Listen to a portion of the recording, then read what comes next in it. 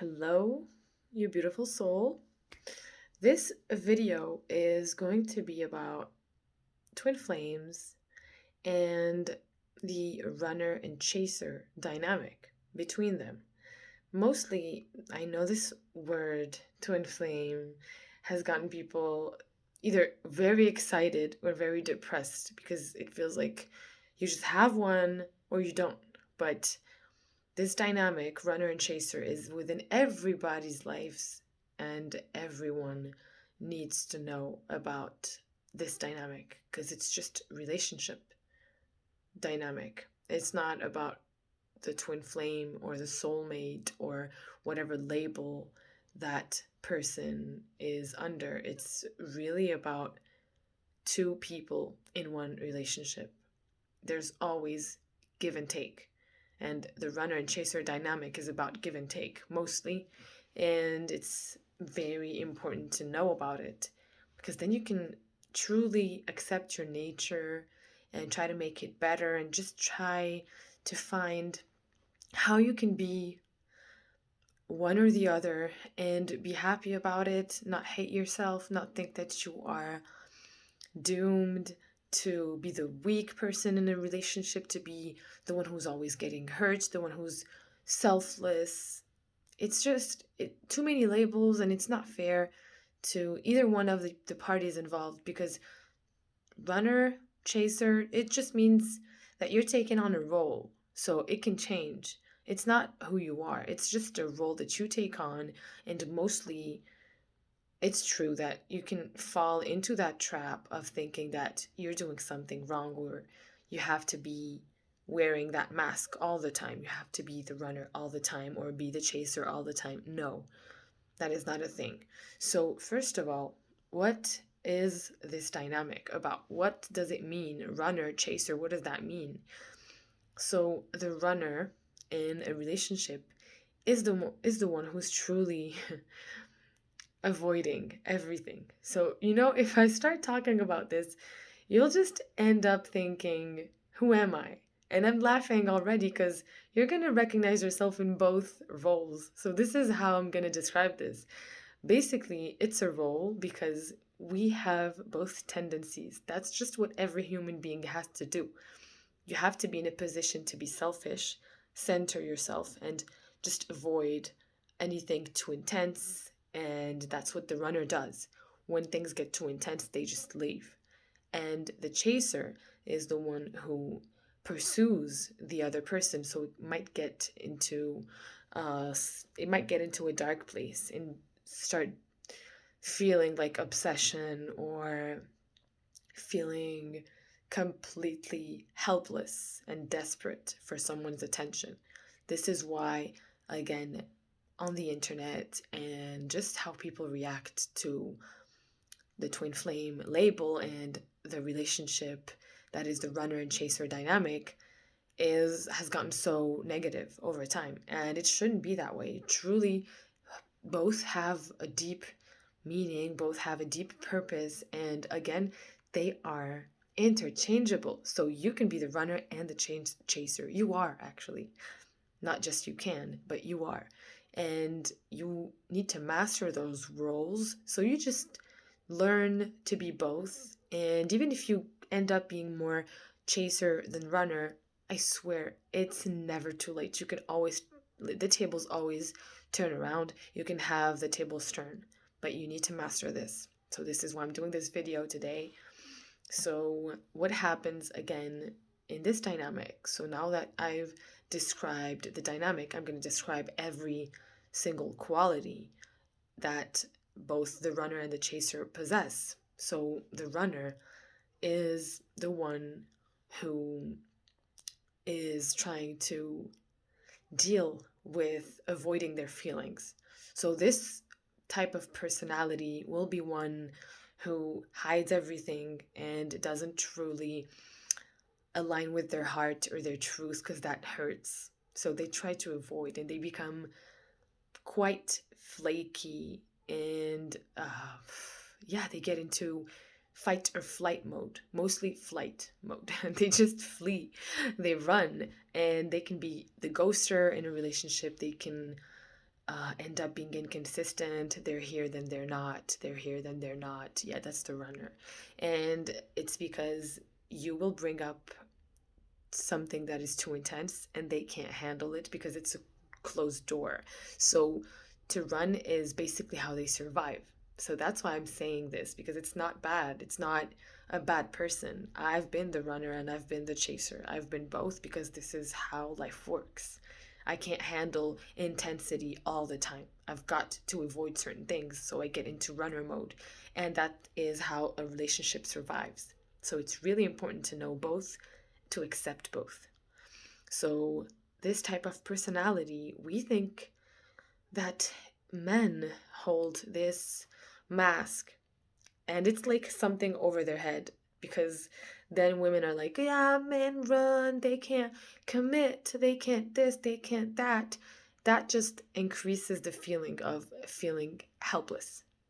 So, no, it's not the case, and it should not be encouraged to think this way. That is too stifling, and it isn't fair to both energies, feminine and masculine, because it is gender neutral. When I say men, it's just because most men have 60 masculine and 40 feminine, but we live in a world where it's just energy. So you can be a woman and be the masculine.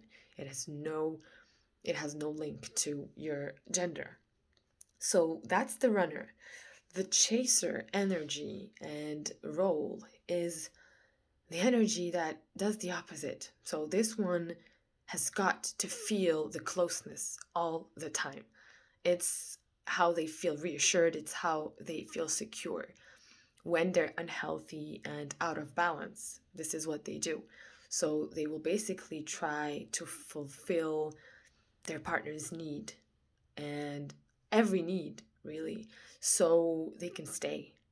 And this is why this dynamic has to be very balanced and mastered by both people, but just one has to be. It's the one watching this video. You're the one who needs to master it. So you're the one interested, you're the one who's going to do it. So basically, you just need one, and it's the person watching this video. You need to get into your perfect balance of feminine, masculine energy. And when you do that, you will be able to face your true needs at all times. And when you face your needs, you are going to be the runner and the chaser. And the minute you know the switch, you allow the other person to be the runner and the chaser as well. And when you do that, it's very healthy. It gets into the perfect give and take, and that exists. That is something that is a dynamic, because it can change. It can be a good week, a bad week, but it's not eternal. It has to be a balance, a dance, and it is called the twin flame dance, because it is about energy, and you can definitely go from one to the other, being the chaser one week and the runner the other week. Nothing can stop you from the healing, and the healing opens up the door to being a healthy masculine, healthy feminine within you, and being complete, detached, and whole within yourself. So the minute you feel like you're the chaser, that's the moment you need to run. This is exactly what the runner chaser dynamic is and what it's doing. So when you decide that you're being too clingy, or you're obsessed with someone, you can't stop thinking about them and they're not reciprocating, they're just ghosting you, you feel neglected, ignored, worse, you feel completely left out in the cold, that's the minute you are going to start being the runner. And when you do that, it's because the one who's ghosting you, the runner at that moment, is in desperate need of self-work. And when you're in desperate need of self-work, you don't invest your energy in someone else. So people tend to let that go, and they will focus on, oh, I was born this way, I'm selfless, I'll always think about this person, I'll always be this way. That should not be the case. That is not, no, I've done both, and I'm doing fine now that I know. I've done the work, I do the work, and every time I just notice a trigger. I don't take it personally. I just say, this is the trigger. I need to run, because the person is running away from me. So when I see that happening, thanks to the dynamic, I'm like, yeah, this is my time, because that person needs space. And if they need space, I give it, because I'm too scared of being clingy. So how intelligent is this thing? I'm so scared of being clingy, and I just feel that ego thing. Oh my God, I'm being ghosted, ignored. I hate that feeling. I'm going to work on myself. And then major glow up. I just love myself. I'm accepting myself. I'm doing amazing. I forget all about the runner, and I become the runner. The minute you feel independent, the minute you feel good about yourself, you start being the runner. And if you stay in that energy of being the runner, all you've got to do is put yourself in the position of attracting that partner. And when you do that, that partner has all the space they need, because you have given yourself enough to not be clingy. You don't need that person anymore. So you truly are mastering the art of being the healer for yourself, for your own sake, not for that person. But it starts with, I'm going to do that because this person is ghosting me. I swear, this is how it works. And it wouldn't work any other way, because we're stubborn and we want things the way we want them. So we will try to control the other person. Oh, I should text more.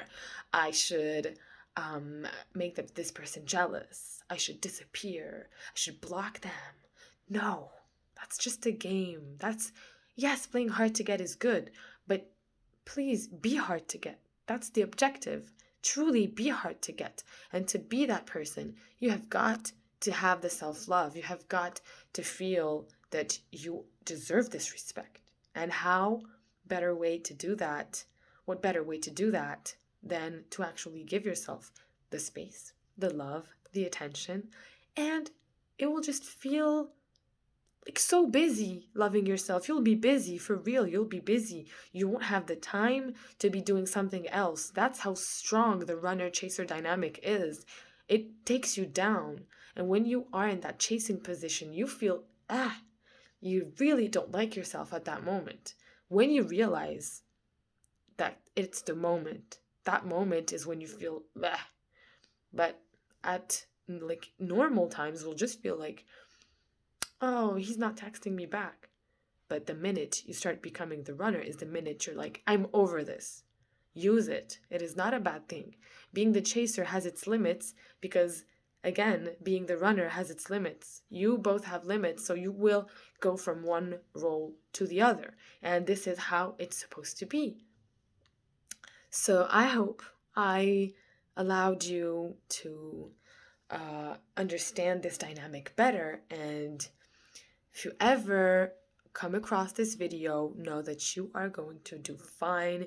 And if you need any guided meditation or hypnosis therapy session, just look for it, okay? Reach out to me, to someone else, but know that these tools are available on a daily basis, and you are going to make it. Major glow up. This is your sign for the major glow up. You don't need anybody to fulfill your needs. You just gotta do it yourself. So thank you for watching. Don't forget to subscribe and like this video, and can't wait to see you next time.